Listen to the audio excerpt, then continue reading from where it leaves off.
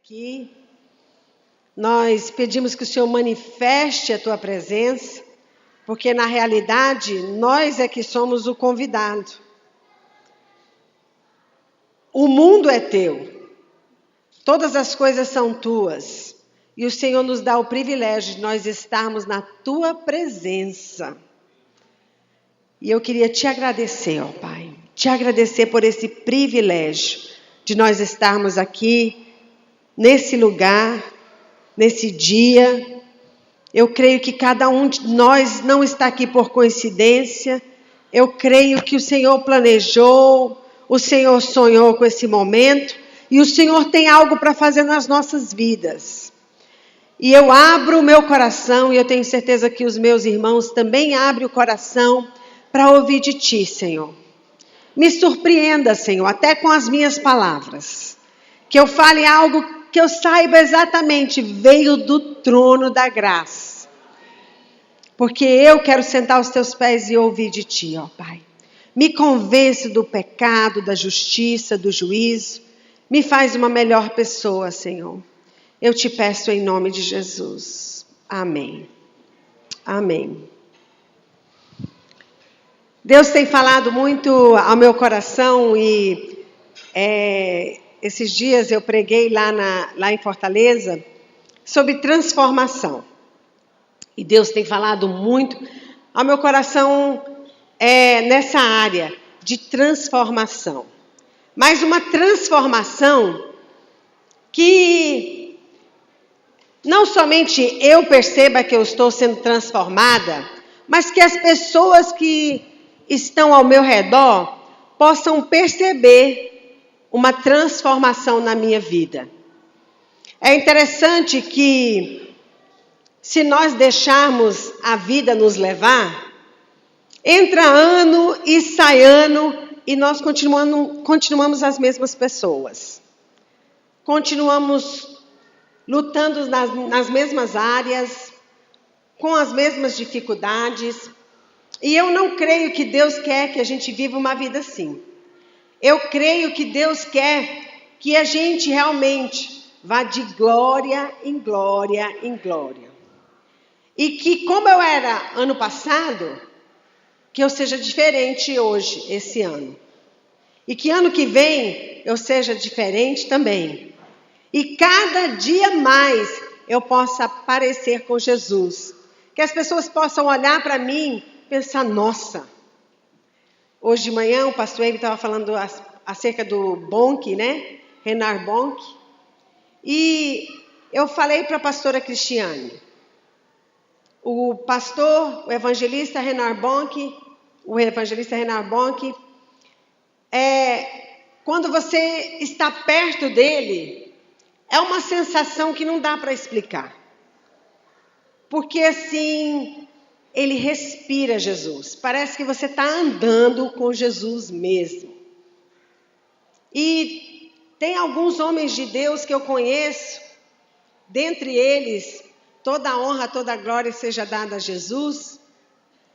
E eu falo isso de todo o meu coração e Deus é minha testemunha. O Eibe é uma pessoa assim. Uma vez nós estávamos no restaurante e eu estava perguntando algo para ele. E eu olhei para ele, gente, literalmente, parece que eu estava sentada com Jesus na minha frente. Me deu uma sensação, e eu olhei para ele e eu pensei, meu Deus, né? Parecia que eu estava sentada com Jesus mesmo. E eu às vezes fico imaginando. Também tem um senhor lá na Indonésia, e um pastor na África também, que a gente admira muito, que é interessante nós estarmos próximos dessas pessoas. Elas respiram Jesus. Você pode ver Jesus na vida deles. Isso é uma transformação. Onde as pessoas podem chegar perto de você e falar, tem alguma coisa diferente. Né? Os discípulos, a Bíblia fala que as pessoas olhavam para eles e diziam, você é discípulo de Jesus. Você parece com ele. Você fala igual ele. Tem alguma coisa diferente em você. É esse tipo de transformação que eu quero para a minha vida. Que as pessoas possam chegar perto de mim e falar: nossa, mas como você parece com Jesus? Gente, imagina um elogio desse, né? Barnabé, Bar quer dizer filho. Nabé, com certeza era o nome do pai dele. Filho de Nabé. Barnabé na Bíblia, a Bíblia fala que deram esse nome para ele porque ele parecia com o Espírito Santo. Gente, imagina. Ele tinha as atitudes que o Espírito Santo tem. Como eu quero, e eu sei que você também, quer cada vez mais e mais ser parecidos com Jesus. Mas parecidos com Jesus não é algo que acontece assim, ó. O bom que não ficou parecido com Jesus só porque de repente ele decidiu: eu vou ser parecido com Jesus. O Eibe não ficou parecido com Jesus só porque ele era filho do pastor Melvin e ele ficou parecido com Jesus. E esses grandes homens de Deus que a gente conhece, eles não ficaram, mulheres também, não ficaram parecidas com Jesus de uma hora para outra. E é essa transformação, é acerca disso que eu quero falar um pouquinho. Como é que eu posso perceber na minha vida que está havendo uma transformação? Como é que as pessoas que estão ao meu redor podem perceber que tem uma mudança, que eu mudei, que eu não sou mais a mesma pessoa?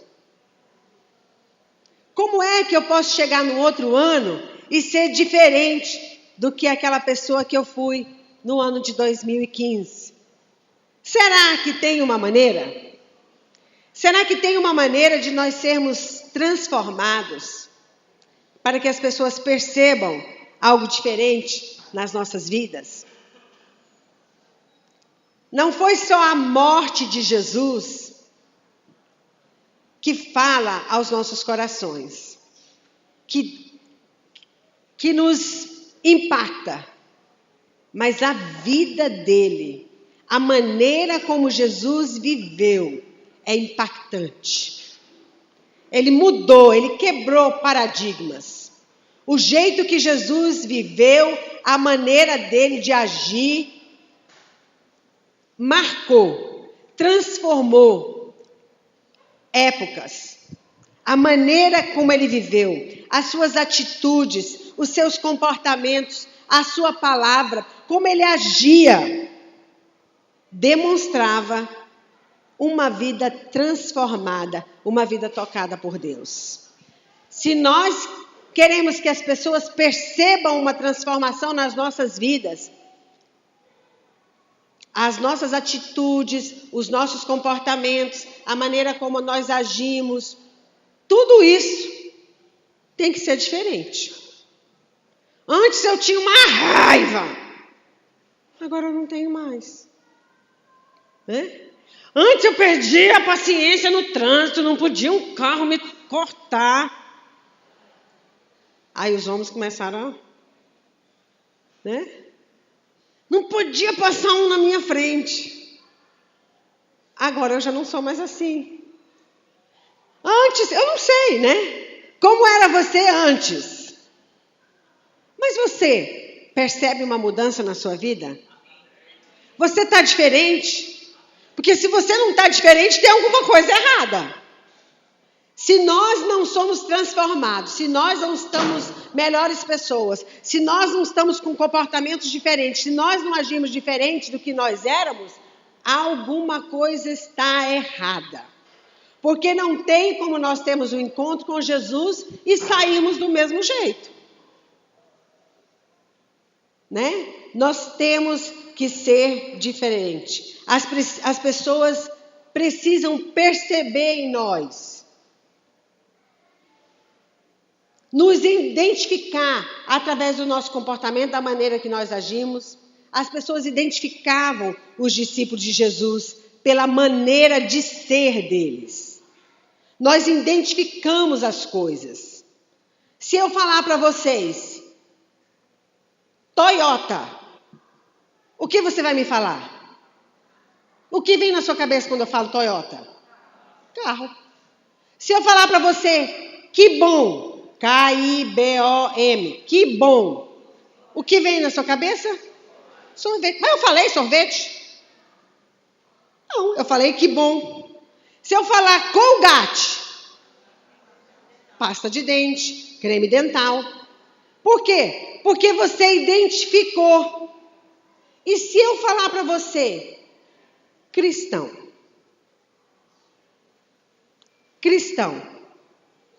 o que vem na sua cabeça?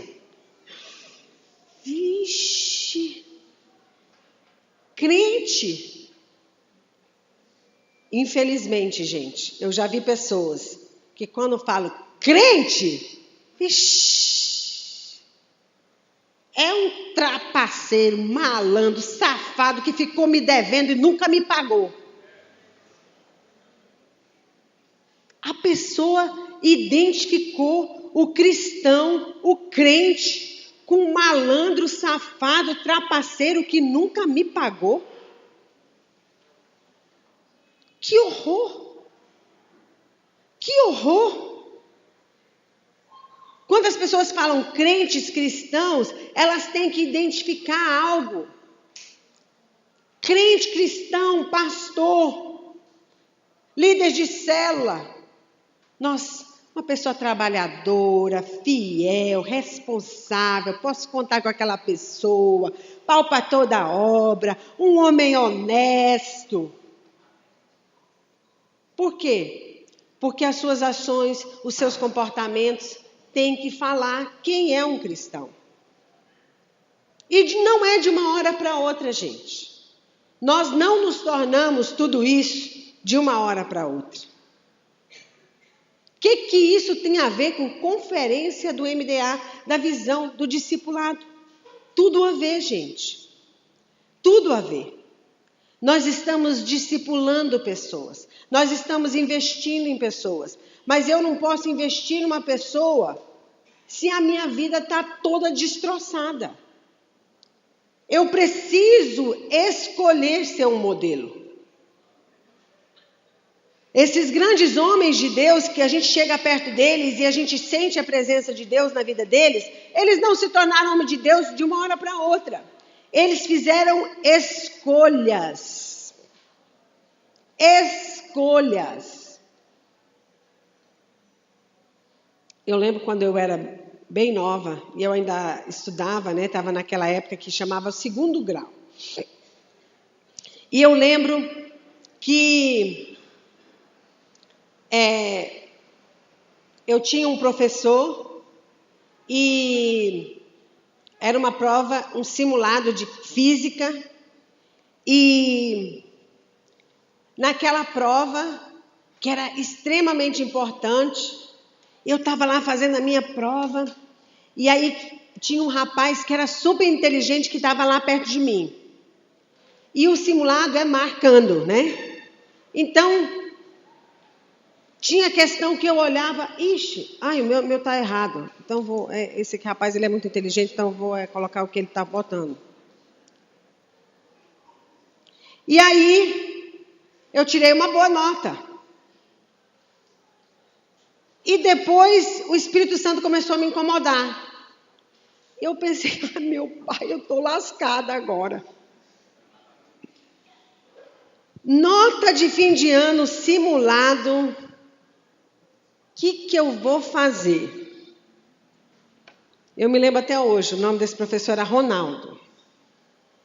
Falei, Ronaldo, eu queria falar com você. E ele falou, o que é? Meu nome é Carla Andréia, então na escola sempre eles me chamavam de Carla, né? Porque era o primeiro nome, Carla. Ele falou, o que é, Carla? Eu falei, é o seguinte, sobre a prova, sobre o simulado. Ele falou, o que tem? Eu falei, eu preciso falar algo. Então pode falar. Falei, agora eu estou lascada, gente. Eu falei, sabe o que é?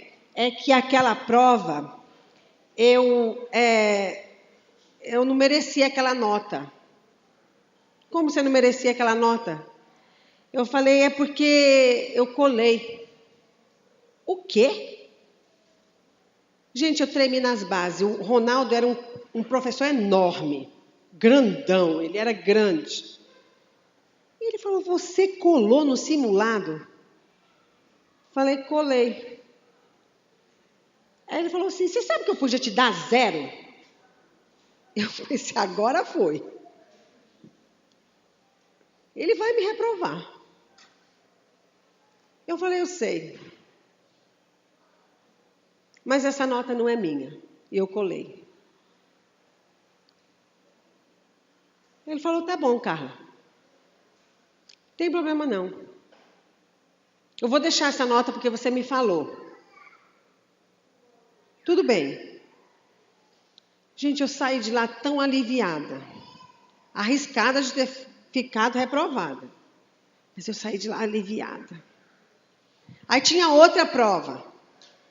Aí na outra prova, eu não sei se deu muita cola ou se ele fez isso por causa de mim, né? Mas acho que deu muita cola mesmo. Ele falou, gente, 2 tipos de prova. Prova A, prova B.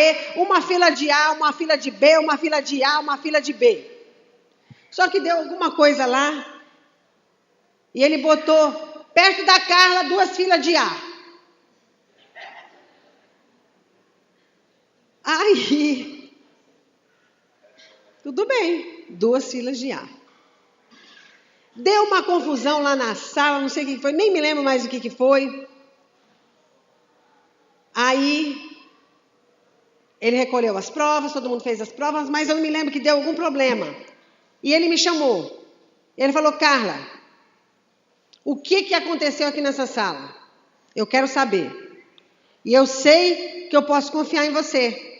Você vai contar a verdade. Graças a Deus que eu nem sabia. Eu falei, eu não sei, realmente eu não sei. Né? Mas aquilo fez o quê? Fez com que ele confiasse. Por quê? Aconteceu uma transformação na minha vida. Porque a velha Carla... minha filha. A velha Carla era bem diferente da Carla que teve um encontro com Jesus. Então, essa transformação tem que estar presente na nossa vida. Pode ser que você era um mentiroso, que você era um ladrão, que você era um crente que enganava os outros, ou sei lá o quê. Mas nós precisamos do toque de Jesus para que haja uma transformação, para que quando as pessoas falem crente, eles vão falar assim, uma pessoa honesta, um homem de Deus, um servo de Deus, uma pessoa cuidadosa, uma pessoa que se desvia do mal. O meu sogro era um homem também que eu admirava demais e que ele demonstrava através da vida dele, do comportamento dele, das escolhas dele, da atitude dele, que ele teve um encontro com Jesus. E eu lembro, lá vai eu perguntar de novo, faz quanto tempo que eu estou aqui, meu povo? Baby, me ajuda aí, amor. 20 minutos? Eu nem comecei. Só estou dando a introdução. Então, o meu sogro ele passou, né, antes dele falecer, um tempo antes dele falecer, ele passou 3 meses lá conosco, lá em Fortaleza. E teve um dia, eu gosto muito dessa história acerca da vida dele, e eu acho que a gente pode tirar uma lição muito grande.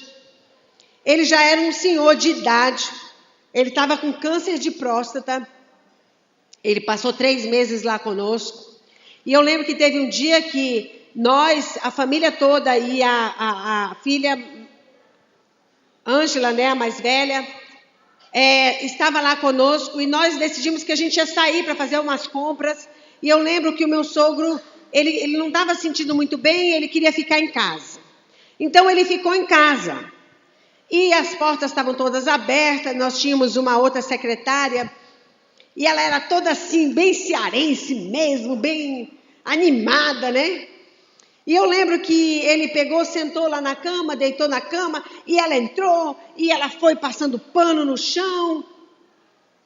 E quando nós chegamos, já depois de várias horas, o meu sogro estava sentado lá fora, no escuro. E nós perguntamos, o que foi, papai? por que o senhor está sentado aqui? Ele falou, não, sabe o que era? Era porque eu estava sozinha nessa casa com essa mulher. E quando eu estava lá deitado e ela começou a passar pano, eu fiquei pensando, será que isso não é uma armadilha do diabo na minha vida? Eu e essa mulher aqui nesse quarto. Então, eu me levantei e fiquei lá fora esperando vocês chegarem. Gente, ele já tinha acho que 80 anos. 85 anos. Ele tinha câncer de próstata. Mas ele pensou, e se for uma tentação? E se essa mulher, por alguma razão quiser me atacar? Eu não vou correr o risco. Por quê? Porque as atitudes dele, as escolhas dele, a maneira como ele viveu, o jeito que ele viveu, as escolhas dele, ele queria que refletisse Jesus. Isso é uma lição para nós. Como é que nós estamos vivendo? Quais são as escolhas que nós estamos fazendo? Tudo isso vai refletir Jesus nas nossas vidas. As nossas escolhas são extremamente importantes. E as nossas escolhas estão muito ligadas com a nossa alma. Você sabia que você é 3 em 1? Ai, eu pensei que era só 1, agora tem 3 de mim mesmo. Vamos ver o que a Bíblia fala. Eu quero que a gente agora, nós vamos dividir bem. E nós vamos procurar entender o ser humano.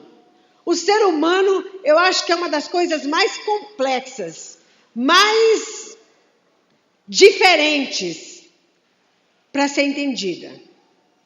Eu acho impressionante o ser humano. E lidar com o ser humano é só pela graça e a misericórdia de Deus, gente. E às vezes eu brinco, ainda bem que eu não sou Deus, porque se eu fosse Deus, eu já tinha zap em todo mundo na terra.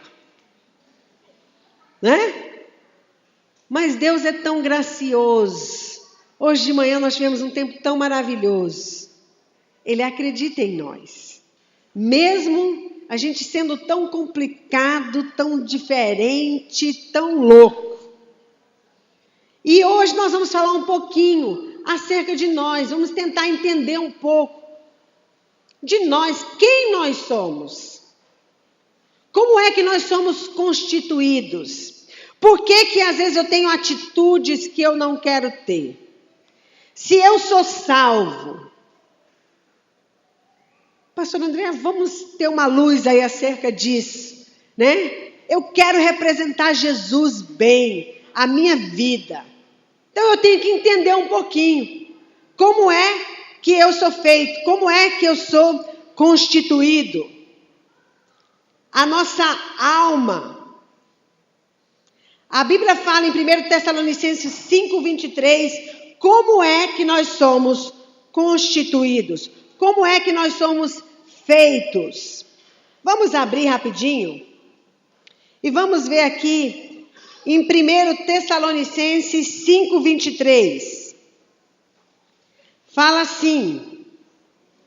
1 Tessalonicenses 5:23, é isso mesmo.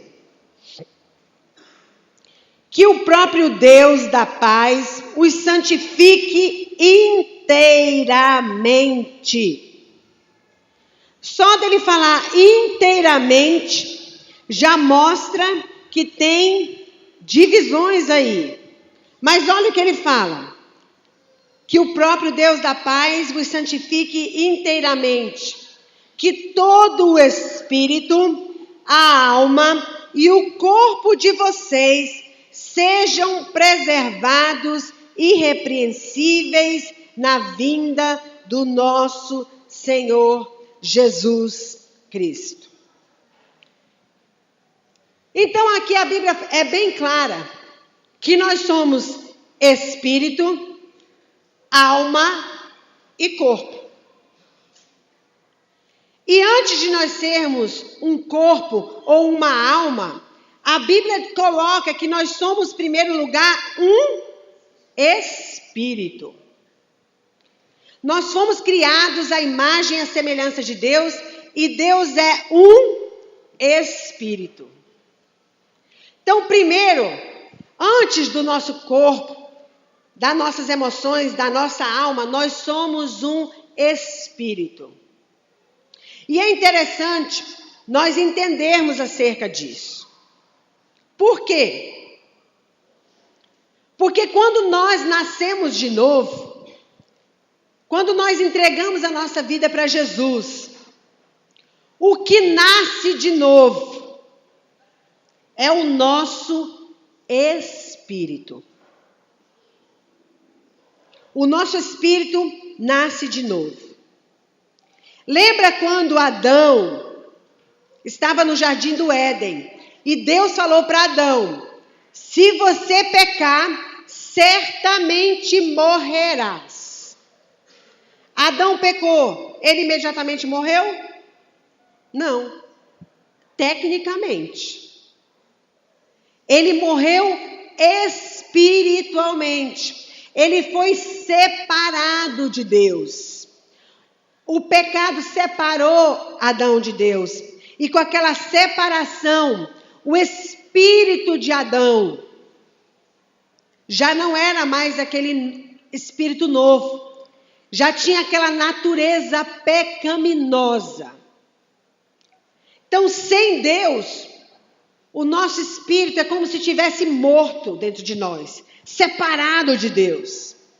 Mas quando nós entregamos a nossa vida para Jesus, o nosso espírito nasce de novo. Nós recebemos um novo espírito. Por isso, as coisas que a gente fazia e que hoje a gente faz, nos incomodam. Aquilo parece que não vai bem com o nosso espírito. Nós não sentimos bem. Por quê? Porque tem um outro espírito agora. Eu lembro uma vez um senhor que ele disse para mim assim: a minha esposa, a esposa dele, ela brigava, ela parava na rua, ela discutia com as pessoas, ela ia lá e decidia as coisas. Aí ela converteu. E eu lembro que esse senhor, ele falou assim para mim: depois que essa mulher entregou a vida para Jesus, depois que ela virou crente, ela virou besta. Mas não é que ela virou besta, é que ela tinha um outro espírito agora. Ela não queria brigar, ela não queria mais, aquilo incomodava ela. Por que aquilo incomodava ela? Porque ela nasceu de novo, ela recebeu um novo espírito. As pessoas acham que a solução para a humanidade, a solução para o ser humano, a solução para o ser humano, para o homem se tornar uma boa pessoa, está na educação, está na cultura, está se o homem for mais desenvolvido culturalmente, se ele for mais intelectual, ou se ele morar, ou se a distribuição de renda for igual para todo mundo, ou se ele morar num país de primeiro mundo. Isso não é verdade, gente. O ser humano sem Deus, ele é mau. Não tem como mudar o ser humano sem Deus. A educação, ela vai dar educação, mas ela não vai trazer a transformação. Porque a gente vê pessoas educadas que estudaram, médicos, ou moram em países desenvolvidos, ou a distribuição no país dele é igual para todo mundo. Não tem pobreza, ou isso e aquilo. E as pessoas fazem coisas bárbaras, horríveis. Mas por quê? Porque o espírito não foi mudado. É como se eu pegasse um porco, eu escovasse o porco, eu botasse laço no porco, batom no porco, brinco no porco. Mas se eu soltar o porco, para onde ele vai? Para a lama. Por quê? Porque ele é porco. O espírito dele é de porco. Né? A solução para a humanidade é Jesus Cristo. É Jesus. E quando nós encontramos Jesus, o nosso espírito nasce de novo. Nós temos um outro espírito. Nós não temos aquele espírito de porco. Você fala, peraí, eu não estou entendendo. Se a solução é Jesus, se quando eu entrego a minha vida para Jesus, eu tenho um novo espírito. E é tirado aquele espírito de porco de dentro de mim. E é colocado um novo espírito dentro de mim. Por que que eu, pastora Andréia, tendo Jesus na minha vida, eu me converti, eu recebi Jesus no meu coração, ainda tenho o espírito de porco? Por que que eu ainda faço coisas erradas? Por que que eu ainda quero fazer? Por que que eu ainda vou para a lama? Se você está dizendo que Deus me deu um novo espírito, quando eu entreguei a minha vida para Jesus, e já não é aquele mesmo espírito que está dentro de mim, por que que eu faço coisa errada? Por que que o meu comportamento é errado? Por que que às vezes eu desejo o mal? Por que que eu faço coisas erradas? Se a solução é Jesus, eu recebi Jesus. Por que que eu sou desse jeito? Uma excelente pergunta. Acho que eu vou chamar o pastor Eibe aqui para responder. Por que que se eu nasci de novo, se a solução é eu nascer de novo, eu receber Jesus no meu coração, Jesus me dá um novo espírito, eu tenho um novo espírito, eu já não tenho, não é para me ter aquele espírito de porco, por que que meu comportamento ainda tem resquícios de porco? Muito boa pergunta. Nós temos que lembrar, gente, eu falei para vocês que nós somos espírito, alma e corpo. Quando nós entregamos a nossa vida para Jesus, o nosso espírito nasceu de novo. Nasceu. Passado. O nosso corpo, que eu vou parar na alma, mas o nosso corpo, ele vai tecnicamente nascer de novo. Por quê? Porque você entregou a sua vida para Jesus, e quando você entregou a vida para Jesus, entrou um outro corpo em você e agora você parece outra pessoa? Não. O nosso corpo, nós ainda lutamos com o nosso corpo, nós ainda aplicamos fé que Deus vai renovar nossas forças, nós tomamos posse da cura, nós cremos que Jesus renova nossas forças e que como a águia ele renova o nosso corpo, mas esse corpo mortal, ele vai morrer um dia, não tem jeito. Eu posso aplicar fé aqui feito um picolé, virar dura como um gelo, mas um dia o meu corpo vai morrer. E ele vai ser salvo. Quando? Quando Jesus me der um novo corpo. Lembra que Jesus, quando eu nasci, ele me deu um novo espírito. O meu corpo, um dia eu vou receber um outro corpo. Depois eu posso dar as referências. Por causa do tempo aqui. Quero correr um pouquinho mais. Porque eu quero parar na alma. Então, meu espírito, eu recebi Jesus, foi salvo, eu recebi um novo espírito. Passado. Ponto. O meu corpo, eu recebi Jesus, eu aplico fé, eu creio nas promessas. Mas um dia o meu corpo vai ser destruído e eu vou receber um novo corpo. Futuro. O que restou? A minha alma. E onde ela está na conjugação do verbo? Uma é no passado, outra é no futuro, e a minha alma está no presente. Eu preciso ser salva diariamente, a minha alma. Diariamente. Está no presente. Está no presente. A minha alma precisa ser salva diariamente. Eu falei para vocês que eu ia dar referência sobre acerca do corpo.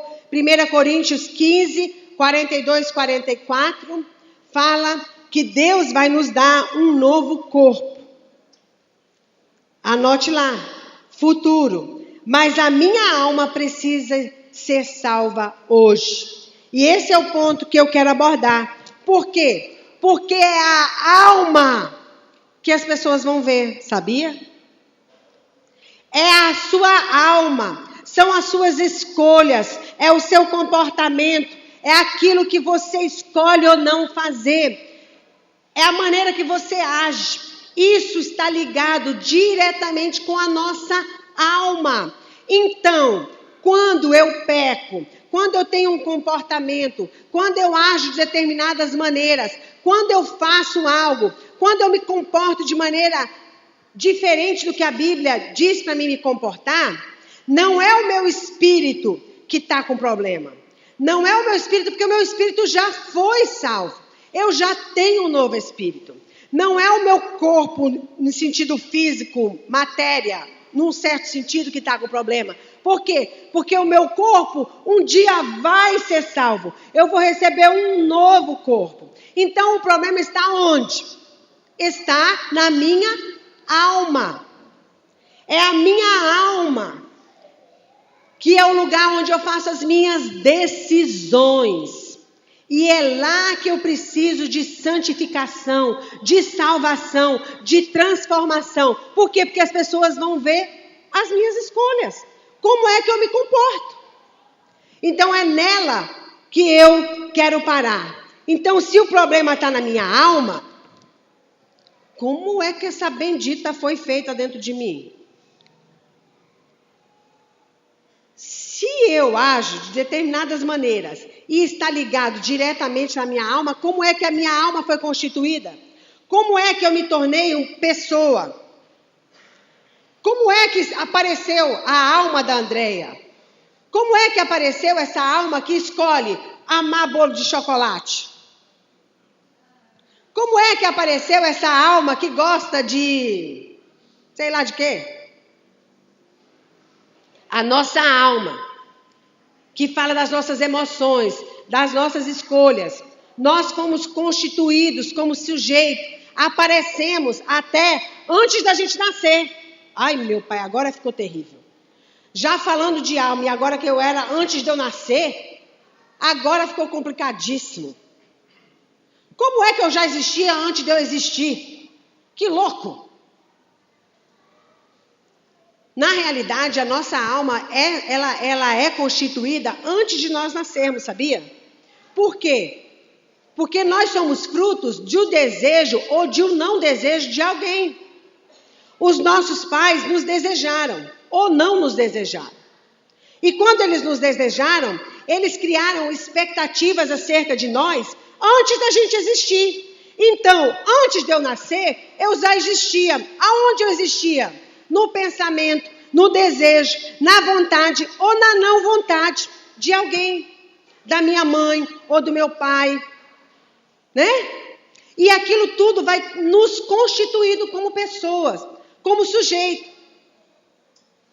E a mãe e o pai, eles vão criando coisas, vão nos formando como se eles fossem botando massas e formando nós antes da gente nascer. Porque eles desejam a gente. Ah, eu quero que nasça uma menina. Ah, não, eu quero que nasça um menino. Ah, eu quero, né? E a gente tem umas loucuras. Porque assim, não tem ninguém de olho azul na família da gente. E ninguém, nem a avó, nem ninguém. Aí a gente fala assim, eu quero tanto que meu filho nasça com olho azul.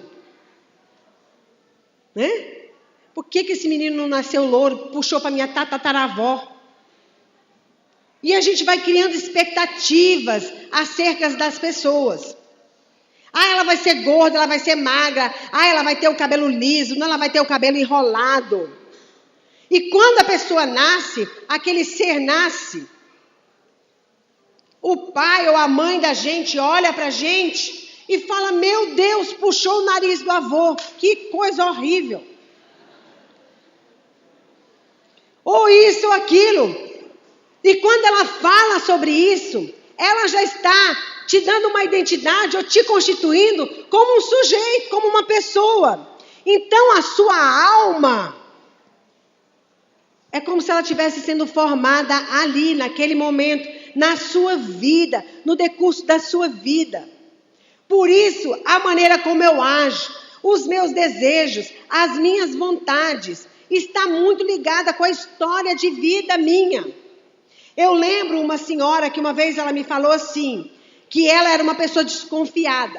Ela desconfiava de todo mundo. Então, tudo na casa dela era trancado. Ela era muito desconfiada. Então, olhando holisticamente, olhando de uma maneira pragmática aquela pessoa, eu diria, nossa, ela é uma pessoa desconfiada. Mas, na realidade, se nós fôssemos conversar com ela, lembra que a alma dela foi formada e desconfiada era apenas um sintoma daquilo que na realidade estava lá dentro? E no caso dela, depois ela me falou, eu sou desconfiada porque eu tive um namorado e esse namorado aprontava tanto comigo. Depois que eu namorei com esse rapaz, eu comecei a desconfiar de todo mundo, porque ele me enganou várias vezes. Então hoje, quando eu olho para as pessoas, quando eu faço alguma coisa, eu sou muito desconfiada. Então, ela ser desconfiada era por quê? Porque a alma dela, quando foi formada, ela foi traída ou enrolada por alguém e ela passou a ter um comportamento de desconfiar das pessoas. Então, quando nós agimos de determinadas maneiras, aquilo são sintomas na nossa alma de coisas que foram formadas quando eu era pequena, quando alguém disse para mim, foi puxar o nariz da avó. Menino, eu pensei que esse menino ia ser alto, agora ele é baixo. Menino, você é feio ou é bonito? Eu queria um branco, eu queria um preto. O cabelo dele é enrolado ou é liso? E tudo isso vai nos constituindo como pessoa. Mas quando nós entregamos a nossa vida para Jesus, lembra que o nosso espírito, nós recebemos um novo espírito, lembra que nós vamos receber um novo corpo e a nossa alma é responsabilidade nossa. Então, quando a gente pega um discípulo, quando a gente está discipulando uma pessoa, gente, nós temos que lembrar, cada um vem com uma história de vida. Cada um vem de uma maneira. Cada um vem de um jeito. O que para você parece simples, para o outro não é. Talvez você cresceu numa família funcional, onde seu pai, sua mãe amava você, elogiava você. Aí você pega um discípulo, o cara é derrotado, né? E você tem que ficar mimando. Por quê? Porque ele nunca recebeu amor, ele nunca recebeu elogio, ele só recebeu paulada, então ele avança em cima de você. E você pensa, que é isso? Cara doido. Por que ele faz isso? Que menina é essa, né? Meu pai, sai de mim. Por que ela fica atrás de mim? Atrás de mim. Que grude. Por quê? Porque cada ser humano, cada pessoa foi constituído de uma maneira. Às vezes para nós é simples, deixa isso para lá. E a outra fica chorando. Que é isso? Né? Mas por quê? Porque você foi formado, a sua alma foi formada de um jeito. A alma daquela pessoa foi formada de outro jeito. E o discipulado está justamente aí. Nós vamos discipular, nós vamos ensinar, nós vamos mostrar o que a Bíblia fala. É igual o pastor Eibe disse hoje, né? O crente chupetinha.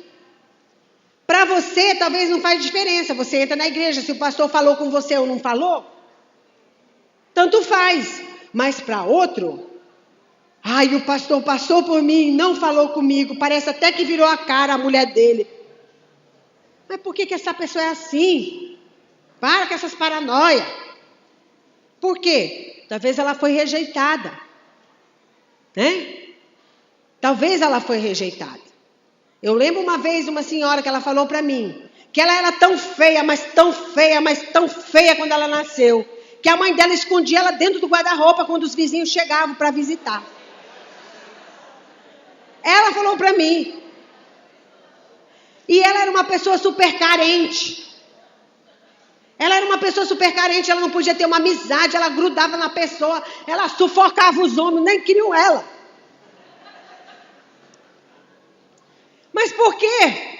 Porque a coitada, meu Deus, desde pequena era trancada no guarda-roupa para os vizinhos não ver, porque a mãe dela dizia que ela era horrorosa.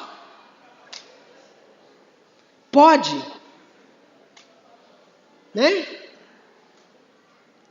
Aí que vem o discipulado, onde nós vamos ensinar todas as coisas que o Senhor nos tem ensinado. Aí que nós vamos investir. Aí que nós vamos ajudar aquela pessoa a saber quem ela é em Cristo Jesus. Mas a principal coisa para que a nossa alma seja salva é duas coisas. São duas coisas. Se nós queremos ter uma alma transformada, se nós queremos que as pessoas olhem para nós e percebam mudança em nós, tem duas coisas que nós temos que fazer. Jesus já fez a parte dele. Nós temos que dar uma resposta àquilo que ele fez. E tem duas coisas, gente, que Deus não vai fazer por nós. Tem coisa que só nós podemos fazer, sabia? Por exemplo, eu quero perder peso. Né? Eu quero perder peso. Não adianta o Eibe parar de comer por mim. Não adianta o Eibe ir para a academia por mim. Vai adiantar? Eu vou perder peso? Não. Por quê? Porque tem coisa que eu tenho que fazer. Se eu quiser ver uma mudança, sou eu que vou fazer. A pessoa pode falar, a pessoa pode dar um conselho, a pessoa, né, pode... Por quê? Porque tem coisa que é só você, é uma escolha sua. E tem duas coisas, se nós queremos ter uma alma transformada, se nós queremos que as pessoas percebam uma mudança nas nossas vidas, tem a primeira coisa, nós temos que ler a palavra de Deus. Não vai ter transformação se nós não lermos a palavra de Deus. Gente, Deus deixou esse livro. Deus deixou a Bíblia com um propósito. E o propósito é para a gente ler, gente. Se nós não lermos a palavra de Deus, nós não vamos ser transformados. Você fala, não, mas é isso, eu sou cego. Ah, gente, por favor. Eu estou dizendo se expor à palavra. Ouvir a pessoa pregar. Escolher vir para o culto. Ler a palavra. É fácil? Não é fácil.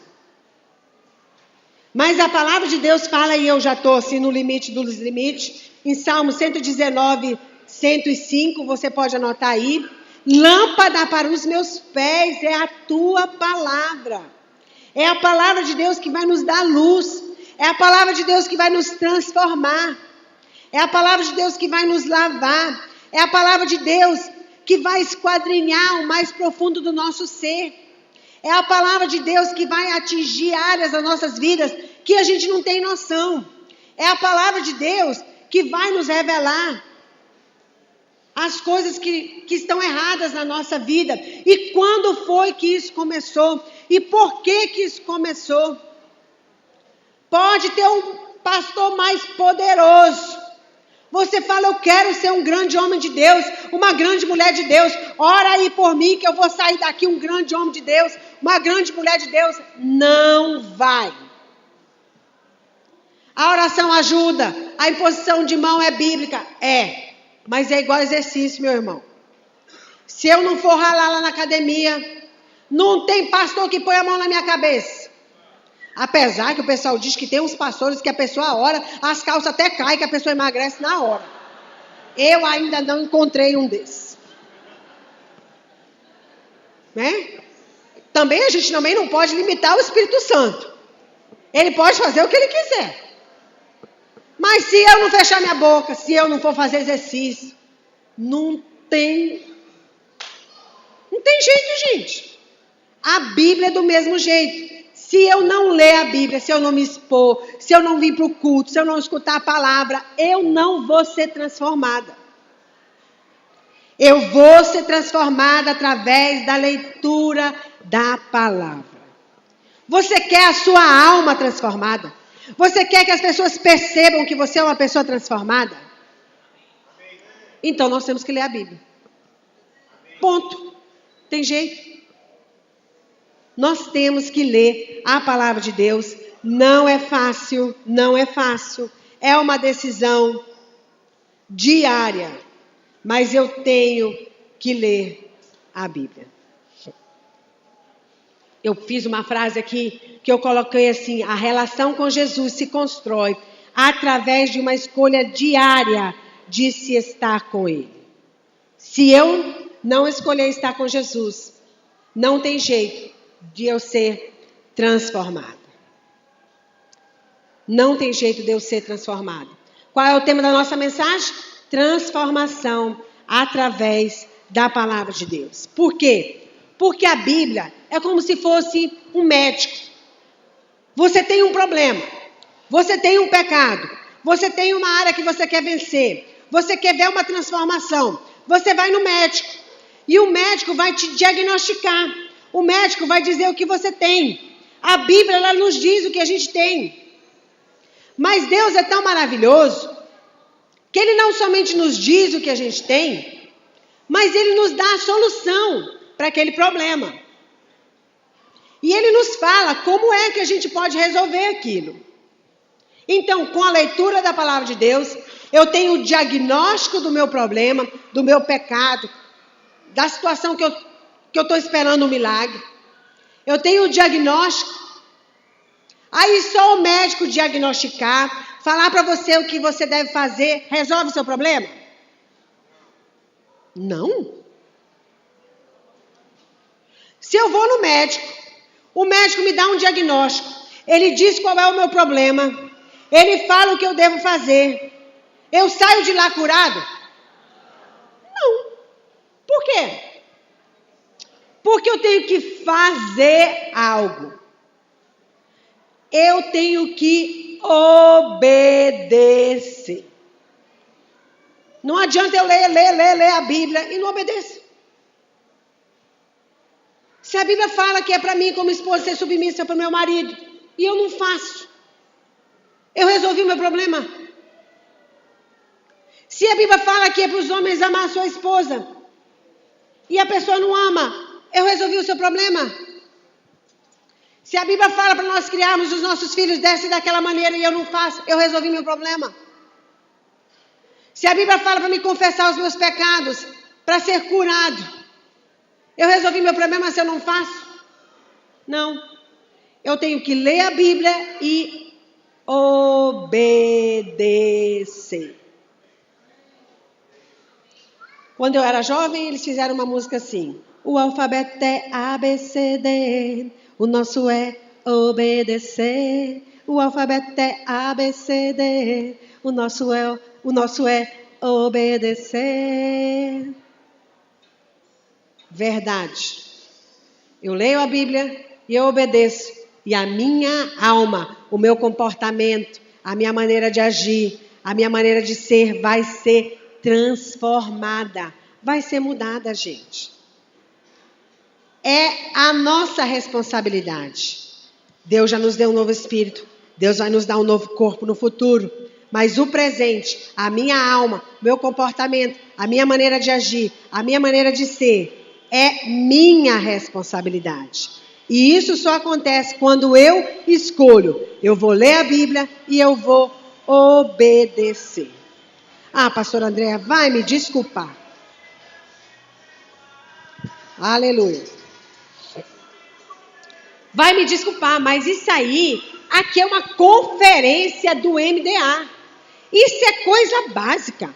Isso é leite básico. Isso é capinzinho muito fresquinho, verdinho. Dá uma coisa assim mais com substância para nós. Dá-se um feijão com arroz. Gente, eu sou pastora. E alguém uma vez falou para mim assim: eu gosto que você prega porque você fala mesmo as coisas que acontecem mesmo com a gente. E é verdade, gente. Eu não estou aqui feito palhaço para dizer uma coisa. Gente, eu sou totalmente fiel e todos os dias eu abro a minha Bíblia e eu leio. eu luto com isso diariamente. Diariamente. Por quê? Porque a gente vive numa roda viva, e é coisa para fazer, e é coisa para resolver. E a gente às vezes pensa que essas coisas básicas não são importantes, isso são pilares. Como é que nós, pastores, líderes, a gente quer que as pessoas sejam transformadas se a gente não lê a Bíblia? E isso acontece, gente. Ou será que é só comigo? Né? É uma luta diária. Mas é uma escolha que eu tenho que fazer diariamente. Não interessa se eu sou pastor, aí é que eu tenho que fazer mesmo. São coisas básicas. Às vezes a gente quer que a nossa igreja cresça, que haja uma multiplicação, que haja isso, que haja poder e revelação. Isso é básico. A nossa vida, a nossa maneira de ser vai falar alto, gente. E essa maneira de ser, o nosso comportamento, nossa maneira de ser, a nossa vida, como a gente vive, só é transformada através da Bíblia, não tem outro jeito. E é através da gente colocar em prática. Em prática, decida, eu vou praticar. Eu vou ser fiel. 5 minutos. Ah, não, pastor, é 5 minutos para eu que sou pastor. Meu irmão, minha irmã, passa um óleo de peroba aí na sua cara. E eu quero realmente, né? Se você é fiel nos seus 5 minutos. Claro que nós, como pastores, nós temos que ter muito mais. Mas vamos ser fiel. Não é fácil, gente. Eu sei que não é fácil. Mas eu tenho que escolher, eu vou ser fiel nos meus 5, nos meus 10, nos meus 15, nos meus 20, na minha meia hora, na minha 1 hora, 2 horas. Aleluia! Se você pode passar 3, 4 horas, glória a Deus! Né? Glória a Jesus! Mas vamos ser fiéis. Isso é para mim também, porque eu luto diariamente com isso. Ler a Bíblia e colocar em prática. E às vezes, a gente pensa, mas será que está fazendo diferença mesmo na minha vida? E eu vou terminar estourando todos os limites do meu tempo. Eu vou terminar com uma história. Um rapaz admirava muito um homem de Deus. E ele queria aprender com aquele homem de Deus. Então, aquele homem de Deus, ele morava tipo numa montanha, e esse rapaz foi passar alguns dias para aprender com aquele homem de Deus. Já era um senhor de idade, um homem muito sábio. E esse rapaz foi lá, e o homem de Deus falava sempre para o rapaz, leia a Bíblia todos os dias. Todos os dias leia a Bíblia, todos os dias leia a Bíblia. E o rapaz falou assim, tá, tudo bem, todo dia lê a Bíblia, todo dia eu leio a Bíblia, todo dia. Mas será que está fazendo alguma diferença na minha vida? Todo dia lê a Bíblia, decora versículo, todo dia. Mas será que está fazendo alguma diferença? E esse rapaz foi lá com esse sábio, né, esse homem de Deus. Ele falou, senhora, vai me desculpar, mas o senhor, eu estou aqui para aprender com o senhor. E a coisa que o senhor mais fala é, leia a Bíblia todo dia, leia a Bíblia todo dia. Não tem uma coisa mais nova? Ele falou, rapaz, você está vendo aquele riacho lá? Lá embaixo, aquele córrego? Estou. Você está vendo aquele cesto lá de vime? Estou. Vá lá e pegue água para mim. Rapaz, desceu, chegou lá, tinha um cesto de vime todo sujo, jogado lá. Colocou água. Subiu nas escadas, subiu. Só que quando ele ia subindo, a água ia escorrendo pelos buracos do vime. Chegava lá, não tinha mais água. O sábio disse, vá de novo. E o rapaz desceu, pegou água, pensou, esse homem quer me ensinar alguma coisa. Pegou a água, mesmo processo aconteceu várias vezes. O rapaz chegou e falou assim: Senhor, eu sei que o Senhor é um homem muito sábio. E o Senhor está tentando me ensinar algo. E talvez eu não estou compreendendo o que o Senhor está querendo me dizer. Alguma coisa o Senhor está querendo me ensinar. Por que o Senhor manda eu ficar pegando água e trazendo para o Senhor, se quando eu subo a água toda escorre? Ele falou: rapaz, olhe para o cesto. O rapaz olhou para o cesto. Ele falou: você vê alguma diferença nesse cesto?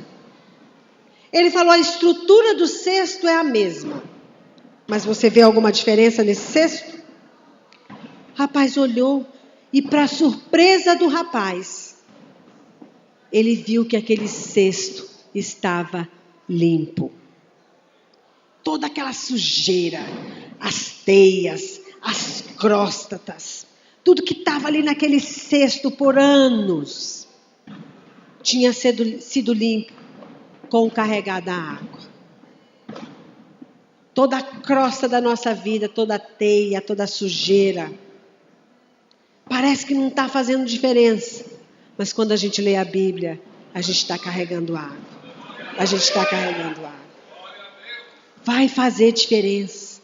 As pessoas vão perceber a limpeza que Jesus fez nas nossas vidas. Se nós, todo dia, lermos a nossa Bíblia e colocarmos em prática. Vamos ficar em pé?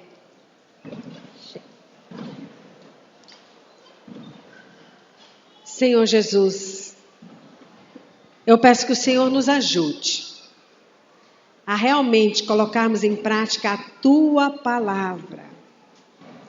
A Tua Palavra. O Senhor não deixou esse livro aqui escrito por nada. O Senhor não deixou esse livro escrito para que ele seja um livro fechado, mas que ele possa ser um livro aberto, onde eu leia, onde eu escolha. A minha alma fala das minhas escolhas, da minha decisão, onde eu possa cooperar com o processo de salvação, de santificação, para que as pessoas possam olhar para a minha vida e ver a glória do Senhor, e ver a limpeza que o Senhor fez em mim, meu Pai. Eu sei que eu tenho a minha parte, e hoje eu quero realmente decidir: Senhor, eu vou ser fiel. Mesmo que eu ache, parece que não está fazendo diferença. Eu sei que a Tua Palavra, não a minha palavra, mas a Tua Palavra faz toda a diferença na minha vida. Me ajude, Jesus. Me ajude, Senhor. Em nome de Jesus. Amém. Amém.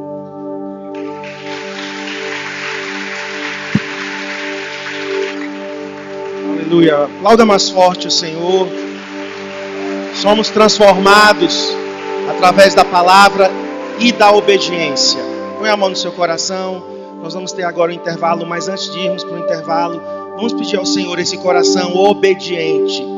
Dá-me um coração igual ao teu, meu mestre. Dá-me um coração igual ao teu, coração disposto a obedecer, cumprir todo o teu querer. Dá-me um coração igual ao teu. Levante suas mãos aos céus. Vamos pedir ao Senhor: dá-me um coração igual ao teu, meu mestre. Dá-me um coração igual ao teu, coração disposto a obedecer, cumprir todo o teu querer. Dá-me um coração igual ao teu. discípulos, Senhor, que não apenas ouve, mas obedece, custe o preço que custar. Nós queremos, Senhor, obedecer às tuas ordens, aos teus comandos, aos teus conselhos. Somos transformados através da tua palavra, pela obediência. E eu quero pedir, Senhor, que haja aqui, nesse lugar, corações obedientes. Em nome